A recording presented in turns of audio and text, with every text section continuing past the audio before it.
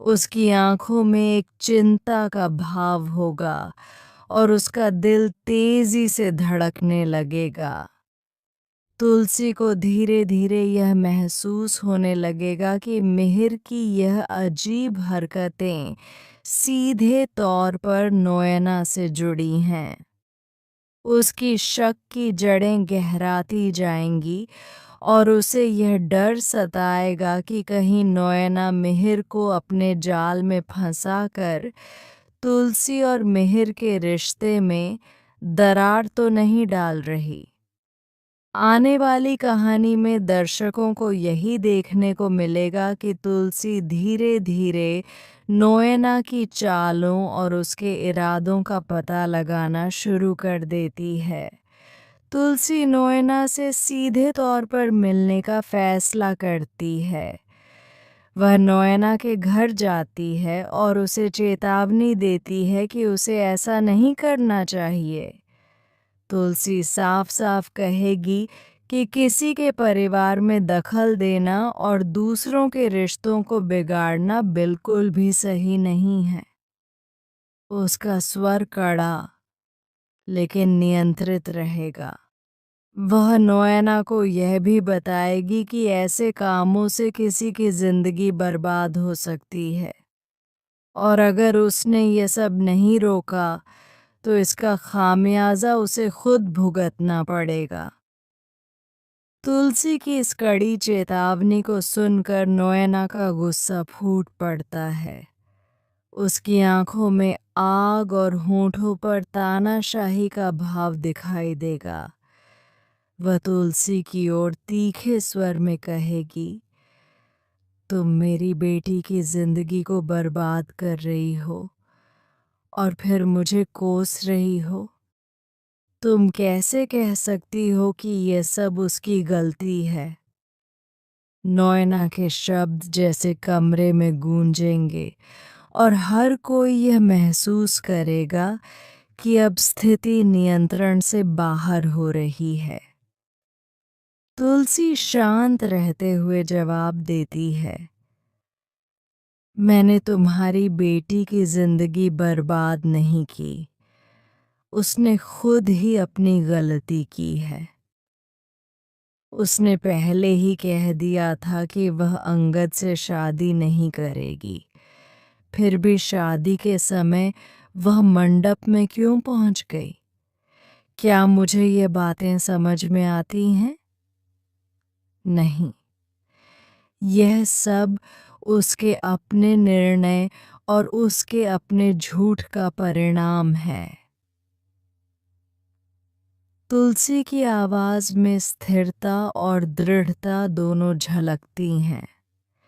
ये सुनकर नोएना और भी ज्यादा गुस्से में आ जाती है। उसका चेहरा लाल हो जाता है और वह चीखते हुए कहती है, तुम इतनी आसानी से मेरी बेटी को दोष दे रही हो? तुम नहीं जानती कि उसने क्या क्या सहा है और तुम इतनी आसानी से उसकी सारी जिम्मेदारी उससे हटा रही हो। तुलसी ने गहरी सांस लेते हुए कहा, तुम्हारी बेटी ने जो किया वही उसका फैसला था। अगर उसे शादी ही नहीं करनी थी तो उसने पहले क्यों नहीं बताया? उसने मेरे बेटे को फंसाया और उसके भविष्य को खतरे में डाला। आज यही वजह है कि उसे घर छोड़ना पड़ा। यही सच्चाई है। तुलसी के शब्दों से नोएना की आंखों में सन्नाटा छा जाता है। उसे एहसास होता है कि चीजें उतनी सरल नहीं हैं जितनी उसने सोची थीं। धीरे धीरे उसकी आक्रामकता कम होती है, लेकिन उसका गुस्सा और घृणा अंदर ही अंदर और गहराती जाती है। वह सोचती है कि तुलसी ने उसकी योजना को न केवल समझ लिया है, बल्कि उसे चुनौती भी दी है। तुलसी और नोएना के बीच बहस अब और तीव्र हो जाती है। दोनों एक दूसरे को दोष देने और अपने तर्क साबित करने में जुट जाती हैं। तुलसी कहती है, तुमने जो भी किया उसके लिए तुम्हें खुद जिम्मेदार होना चाहिए। तुम्हारी बेटी ने जो किया वही सच है और मैं उसके फैसले में हस्तक्षेप नहीं कर सकती, लेकिन मैं अपने बेटे की सुरक्षा के लिए खड़ी रहूंगी। नोएना के शब्दों में हड्डियों तक का गुस्सा झलकता है और वह जवाब देती है, तुम बस बहाना बना रही हो, मेरी बेटी का नाम खराब कर रही हो, तुम मेरे परिवार को नुकसान पहुंचा रही हो। तुलसी अपने आत्मविश्वास और धैर्य के साथ कहती है, मुझे सिर्फ सच दिख रहा है, जो होना था वही हुआ। मैं तुम्हारी बेटी को दोष नहीं दे रही, बस उसके निर्णय और परिणाम साफ कर रही हूँ। अब तुम्हें भी समझना होगा कि हर कार्रवाई का परिणाम होता है। इस बहस के बीच एक और ट्विस्ट सामने आता है। अचानक नोएना की बेटी कमरे में आती है और वह चौंकाने वाली बात कह देती है, माँ, ये सब गलत फहमी है। मैंने अपनी जिंदगी के फैसले खुद किए हैं, लेकिन मैं ये नहीं चाहती थी कि किसी को नुकसान पहुंचे। तुलसी सही है। यह बात सुनकर नोएना की पूरी रणनीति ध्वस्त हो जाती है। उसका चेहरा चौंक और शर्मिंदगी से भर जाता है। अब तुलसी और नोएना के बीच का तनाव और भी बढ़ जाता है। तुलसी कहती है, देखो, मैं तुम्हारे परिवार के खिलाफ नहीं हूँ।